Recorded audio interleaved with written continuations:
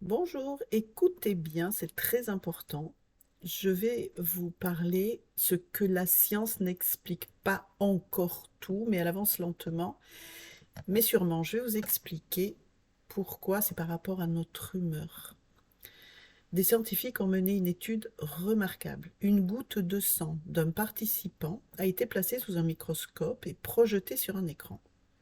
Ce qu'ils ont vu était captivant. Des bactéries se déplaçant lentement et des macrophages, qui sont les nettoyeurs du sang, restant simplement inactifs. Les bactéries se promenaient librement, comme lors d'une paisible balade nocturne, et les macrophages, eh bien, ils étaient profondément endormis, ignorant complètement leur travail. Puis, quelque chose d'inattendu s'est produit. On a montré aux participants un film drôle. Et alors que son humeur s'améliorait, les macrophages se sont soudainement réveillés. L'un d'eux s'est dirigé vers une bactérie voisine et a commencé à la dévorer avec un réel enthousiasme. Pourtant, ce n'était pas l'heure du déjeuner, c'était juste de la science. Ça veut dire que notre humeur influence directement nos cellules immunitaires.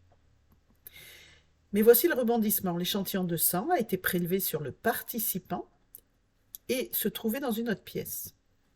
D'une manière ou d'une autre, le changement d'état émotionnel du participant a affecté le sang à distance. Lorsque les chercheurs ont diffusé des extraits de films d'horreur, eh bien c'était l'inverse qui s'est produit. Les bactéries se sont activées, se sont multipliées rapidement et ont même commencé à attaquer les macrophages, les forçant à battre en retraite.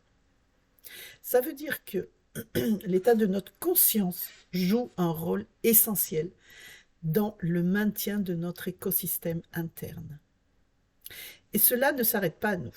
Comme nos proches partagent notre lignée, nos états émotionnels peuvent également influencer leur système immunitaire, et même à travers les continents. C'est ce que certains appellent l'immunité familiale. Un horloger a un jour raconté cette anecdote. Chaque fois que son index gauche commençait à trembler, rendant son travail délicat impossible, il ne le massait pas.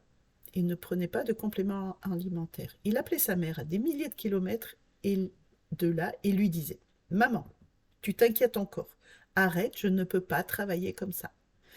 Même une légère anxiété maternelle suffisait à affecter sa physiologie.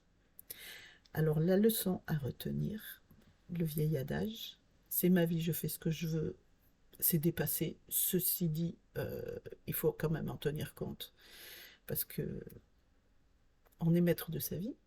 Mais par contre, notre état mental a un impact non seulement sur notre santé, mais aussi sur le bien-être de ceux que nous aimons. Alors, trouvez les moyens de cultiver la joie, le rire et l'harmonie intérieure, non seulement pour vous-même, mais aussi pour toute votre tribu immunitaire. Cela nous rappelle Norman Cousin qui s'est guéri d'une maladie incurable grâce au rire. Son histoire a été racontée dans Anatomy of an Illness en 1976 et a montré que les émotions positives peuvent activer les systèmes de guérison du corps. Il s'avère que le rire est le meilleur remède. N'est pas seulement un dicton, c'est aussi une réalité physiologique. Merci, à bientôt.